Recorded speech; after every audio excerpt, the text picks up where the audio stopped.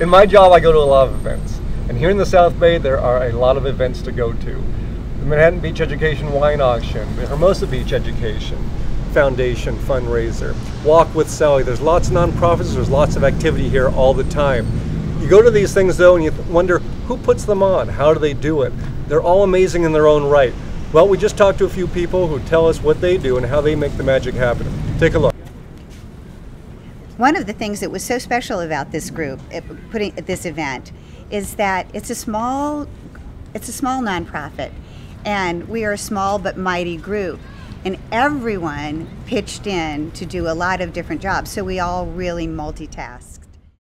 You know, Walk with Sally in particular has an interesting way of approaching events. They're not all traditional, just fundraising. So White Light becoming over 8 years, over 1,200 people in attendance with about 160 volunteers. Just a tremendous effort, not only for the public to like it and want to come, but also just to put it all together. Everybody wants to go to a great event, and everybody wants, who's putting on an event, they want their event to be great. But we all know that just because you want something doesn't mean it's necessarily always the case, right? So I think events are always about the aftertaste, what you felt when you leave. You get in your car, you get in a cab, and you walk away, and you kind of what you remember, what you thought of that experience. You don't remember single things. You remember how you generally felt. Everything has a history, so you kind of learn as you go about things you're like, I really want to do more of this, or I'm never doing that again. It means that the person that attends is going to get a treat. That it's never going to be the same, and you've covered it, and you know that it's never the same every year. That's one of the biggest things that I'm passionate about. I realized that there was a huge void in really bringing in the type of talent that you'd have to go to the Hollywood Bowl to see, or you'd have to plan ahead for the Greek. And we're trying to do some of that down here and bring bring some talent down to this part of town and do it for a good cause. The restaurants. It really started out as a need. I had no money for food, so I didn't have a budget for catering. And so it was like, what could we do to bring in a couple of favorite restaurants and see if they could benefit from our crowd of people, and vice versa. So what we found so gratifying is when we've gone to local restaurants and local wine vendors and our local merchants here in Manhattan Beach, people were so happy to donate to us for a good cause. And I think when people give freely for a cause that they believe in, it's going to make the atmosphere in your party so beautiful and so meaningful to the people that come, and certainly to all of us who are lucky enough to receive. So one of the first things we start as a company is we really try to think about, what do we want that ultimate aftertaste to be? What do we want that ultimate feel to be? I try to think about what are they trying to accomplish? Walk with Sally.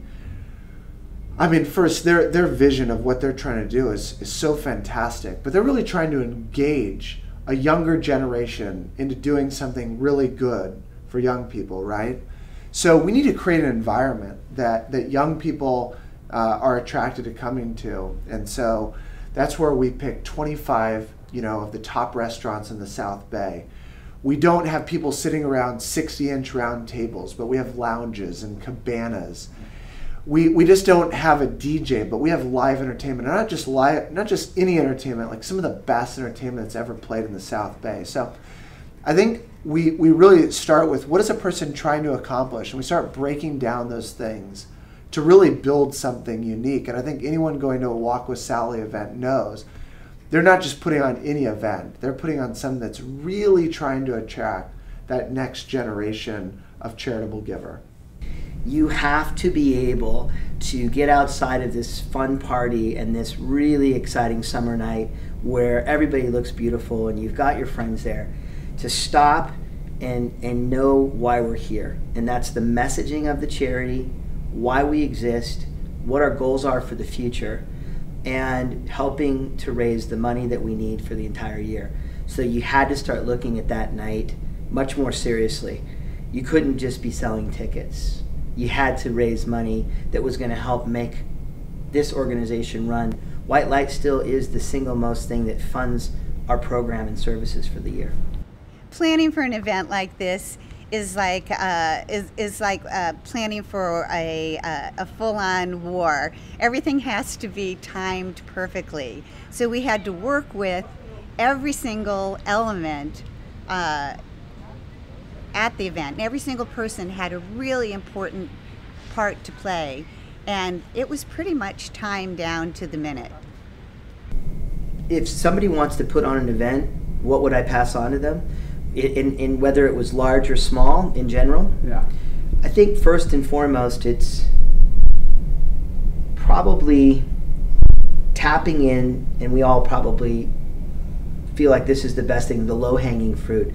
Find out who can really help you to make the event a success so that you don't have it all on your back. If you're an individual who has a dream or a nonprofit, you really need to start to enroll and engage friends, family, people in the community that really believe in what you're trying to do, and have them help you. If I thought of my top 3 to don't do these things when planning an event, would be to don't cut corners. You know, that's so, sometimes, you know, you look at the budget and you go, well, let's cut this a little bit here. Create a budget, but whatever that budget is, do it great all the way through it, you know. Events can happen at small budgets. It's just don't cut a corner with that small budget. I think that would be my number 1. Number 2, events are changing in the way people gather. Look at us. We want to sit at a sofa. I mean, this feels better, right? We want to sit around places that are comfortable for us. We don't want to sit around a big round table and sit in an uncomfortable chair. So allow your event to adapt to how people want to interact today. I think that'd be my number 2. So to don't, I guess in number 2 is don't sit around another 60-inch round table. And my third to don't is to don't bring boring people. I know that sounds so weird that I would say this, but people really generate the energy of an event, and I think a lot of times we're just trying to get bodies. We just are trying to get bodies to an event. Get the right people there. Get the right people that really want to be there. Nobody wants to go to an event and watch people just come and go or walk around, handshake, and leave. I want people that are invested in that event, that want to be there. So to don't bring people just to bring people. Quality over quantity. That would be my 3. They don't sound great, but for whatever reason, it's what I come up with.